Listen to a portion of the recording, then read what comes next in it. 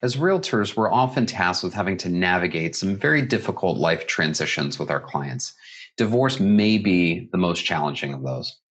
On today's show, we are going to bring in an expert and chat about some strategies to help us navigate this journey more effectively. Welcome to another episode of Behind the Scenes. It's no surprise that many realtors play several roles during this emotional process of purchasing and selling homes. Among many other things, we're mediators, therapists, sounding boards, punching bags even. Oftentimes, this is a light, fun process. In some circumstances, it's a bit heavier. So that's why today we'll be talking about strategies to help us navigate a more challenging process. So let's jump straight into this very special episode of Behind the Scenes. Today, we have the great pleasure of speaking with Sandra Vesterstein, head coach and owner of Thrive Learning Collective in Sedona, Arizona. Sandra is a life and business coach and a master trainer and practitioner of Neuro-Linguistic Programming, also known as NLP, and hypnotherapy.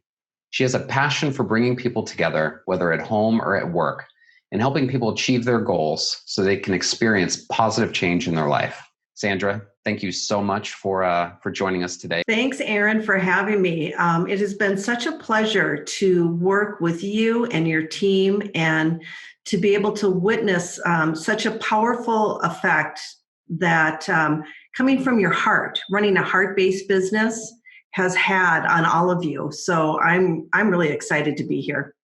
Well, thank you again, and I'm very excited. So why don't we jump straight in? Sounds good. So Sandra, over the years, we've dealt with many challenging situations, some more challenging than others. I thought it would be really valuable if you could share with us and share with the folks out there some strategies to most effectively deal with and work through these types of situations. Sure. I mean, here's the deal. Selling a home can be challenging in and of itself. And then you add divorce, separation, and it just escalates the stress. And so what I recommend people do when they're in that situation is they really focus on what they want to attain. What's the ultimate outcome for themselves and for their family? And so that requires us a little bit to get out of ourselves to think of the greater good. Unfortunately, what happens when we're really stressed out is our sympathetic nervous system gets turned on and we fail to see options because options aren't in that nervous system when that's operating because it's the fight or flight nervous system. So the best thing you can do is calm yourself down through deep breathing, meditation, something like that, going for a walk, and then taking the time to write down what's the outcome that you truly want. And when you get clear on that, both parties are going to have to share their outcomes with each other and come to a mutual agreement. Got it. So, Sandra, what happens in the event that it's really, there's a lot of animosities, it still could be really raw, there's just not a lot of goodwill that is bringing these people together to share in a sort of a united outcome? Or maybe the outcome could be different. Maybe they're looking for different outcomes. What sort of strategies? That's right. And, unfortunately in divorce, the reason why people a lot of times are getting divorced is that they can't agree to disagree, So even in that situation, I think that it's really important to keep centered and realize that the only person you are going to hurt is yourself if you're making decisions based on anger and resentment. And so I just really suggest that people take the time, settle themselves, and really check in with their intention of what the outcome is that they want to attain. And when they do that, most people, when they settle themselves down, make different decisions. My mantra is, as far as decision making, the quality of our decisions are based on the quality of emotions that we're running. And so if you have poor quality emotions such as jealousy, resentment, anger, fear, your decisions are going to be made from that point, and they're typically not very good decisions. So my recommendation is settle yourself in whatever way that you find effective. One of my favorite ways is a breath technique where you breathe in for the count of 7 and you hold it, and then you exhale to the count of 11. It's called the 7-11 breath, and it's beautiful because it calms everything down, and you're going to find solutions when your nervous system is calmed down versus when you're all ratcheted up with stress. So basically, calm down the nervous system, get centered, come up with a what sort of outcome you're looking for, and really just get clear and focused on that outcome. Right. And then stick to it. And so when other things start, coming up in conversation with your soon to be ex, you just got to let it go. Let it go because it's not going to serve you in the end. Okay. Wonderful. All right. Thank you for that, Sandra. So Sandra, talk to us about a strategy. Oftentimes we have to, going through a transaction like this, we have to all be together. We have to have a conversation. We have to be communicating. What is a strategy for folks to sort of get their heads straight when they know they have to go into a meeting where they're going to see their spouse or soon-to-be ex-spouse? Well, the second strategy really complements the first strategy on getting clear on your outcome. And then the second strategy is really choosing your emotions rather than excusing your behavior. So our emotions lead us to behave in a certain way. And I know that we've all had this experience when we've been in a situation that's been particularly stressful, and maybe we haven't acted our best. And then afterwards, we look back and we're like, oh my God, why did I do that?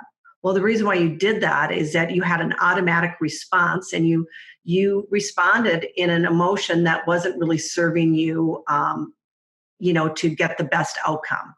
And so what I coach people on is learning how to determine what is the most powerful emotion to have in this particular situation so that we can honor the outcome that we truly want. So if I'm coming into a situation where I'm feeling anxious and nervous, I'm going to make decisions from that emotion, and they're not going to be good, as we talked about before. So what I would encourage people to do is to think of, say they have to go and meet with their soon-to-be ex, and to take the time to say, okay, what emotions or feelings would be useful to have while meeting with my soon-to-be ex? And once they get clear on that, typically people are going to pick, well, I want to feel confident and I want to feel secure. I want to feel safe. So then I tell them, just remember a time that you had those feelings, an experience where you felt that, that security, and you're feeling safe and you're feeling confident. And as soon as you remember it, what happens is our body starts having all those emotions flow through our body, and we behave in a different way. And that behavior is much more aligned to getting that positive outcome that you've already determined you want to have. So it's very helpful to learn to choose your emotions that are going to be most useful in the situation, so that you don't have to excuse your behavior, and you can feel really proud of yourself and how you've handled something. I love that. And I think you said, choose your emotions. And what was the line again? Choose your emotions so you don't have to excuse your behavior. Yeah, that's really fantastic. Yeah, so once you choose those positive emotions, those useful emotions, I shouldn't say positive, because emotions are just emotions. Emotions are the chemicals that are floating through our body, which we call feelings. And so it's really important to get yourself aligned so that you can make really positive decisions for yourself. And, a lot of times there are going to be people in a situation that it's not just about the husband and wife getting divorced. There's kids involved. Mm-hmm. And so to make the best possible decisions for everyone involved, I think is really important. And you can't do that running insecurity or fear or hate or anger. It just doesn't work that way. Right. So Sandra, you mentioned children, and that reminded me of a conversation we had a while back where I was working through a more challenging transaction, and there were several kids involved. And I remember you saying something about the children taking the parents' lead. What did you mean by that? Well, children are always going to take the lead of their parents of however the parent frames up the experience. And, for parents out there that have had small children and they've hurt themselves or whatever. And I don't know if you've ever experimented with this, that if you went up to a small child after they hurt themselves and you're like, oh my gosh, what happened? Oh, and you feel so bad for them or whatever, versus like, oh, geez, you're okay. And the difference between those two responses when you're dealing with the little one is when you tell them they're going to be okay, more often than not, they forget about even why they're crying. Well, that's the same that goes through a child's mind when they're going through a stressful situation such as divorce.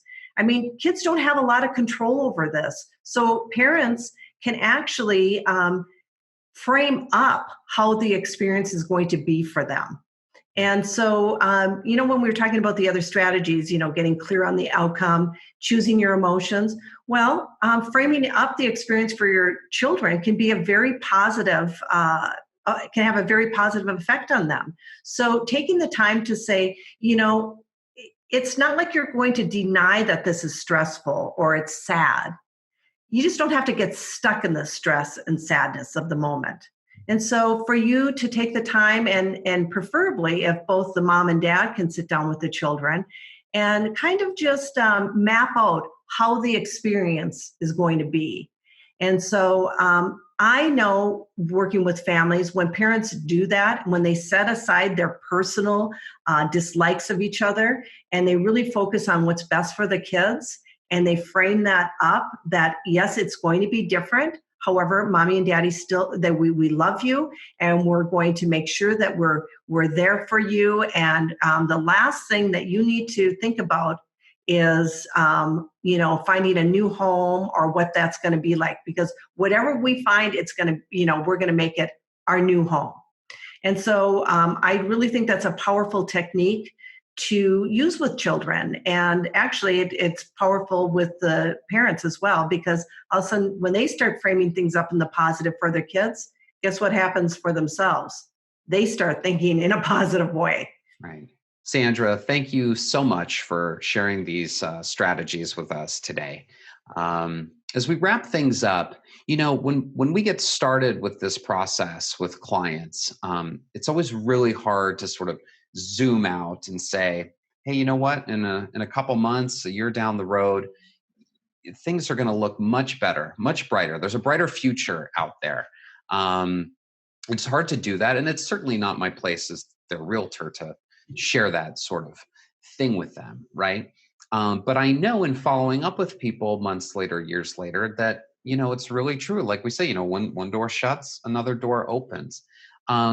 So is there anything that you could leave us with today that, might give hope to folks that are really sort of at the bottom or at the beginning? They're just scared, the uncertainty, all of those things. Is there anything that that might help people not be overwhelmed with this and realize that, yes, this too shall pass? Well, it's true. This too shall pass. And our perception of what's happening is really what's assigning the meaning to what's happening in a situation. And so, change can be hard for anyone. And it's particularly hard when you're at odds with another person and you don't know how to settle yourself. You talk about having hope for the future. Unfortunately, chronic stress, or it being at angst with your soon-to-be ex, that feeling it's not congruent with having hope. So we have to kind of muscle it in ways during these times. And so we have to actually go back to that, number one strategy is to focus on the outcome that you want to achieve. Get yourself focused on what is going to be the end result. You call it hope. I say, go ahead and create a scenario of what your life is going to be like after this is all settled, and make it a good story, because the reality is it's all a story. So make it a good story. How are you going to be in this new life? And allow yourself, your neurology, your physiology, your emotions, all that to follow through on that outcome. and then really choose your emotions rather than excuse your behavior. It's really that simple. We just make it hard. So I would encourage you for people in this situation is to just take a step back and almost, when we talk about having a bird's eye view, if you were actually to float out and view your life from a different perspective, from the wide angle perspective, you could see that you could make different choices that would actually be more aligned to the outcome that you want to achieve. And so by practicing that, not getting so stuck in the emotion of the moment and saying, you know what, this is not serving me. And particularly when there are kids involved, I can't stress enough how important it is for a parent to leave their disagreements with the other parent behind and really focus on what's going to be the best for our kids or our child that we have. Because, ultimately, you want to be able to look back at your past and know that you did the best you could. And knowing what you know now, learning how to choose your emotions rather than excuse your behavior, you don't allow yourself to not know that anymore. Make the positive choice. Make it so that your children can weather this challenge, weather this storm, so that they can become better human beings. And it all starts with you as parents and how you frame up the situation. So I'm all about giving people more choices in life. And in order to have more choices, you have to think on purpose. You've got to choose your thoughts so that they ignite different emotions. And if you are in emotions that are not useful, feelings that are not useful, then stop yourself and ask yourself, what would I rather feel? What feeling would be more useful? And then go remember a time that you had it. And then you'll notice that you'll start behaving in different ways. I want you to remember one thing. If you take this one nugget of wisdom out of this whole interview, is that the quality of our decisions are based on the quality of emotions that we're running. Choose emotions that are useful. That would be my suggestion. Well, thank you again from the bottom of my heart. And if you would like to learn more about Sandra and what she does, please check out the information below. You can learn more and contact her. And as always, thank you so much for joining us on Behind the Scenes, and we look forward to seeing you next time. Thank you.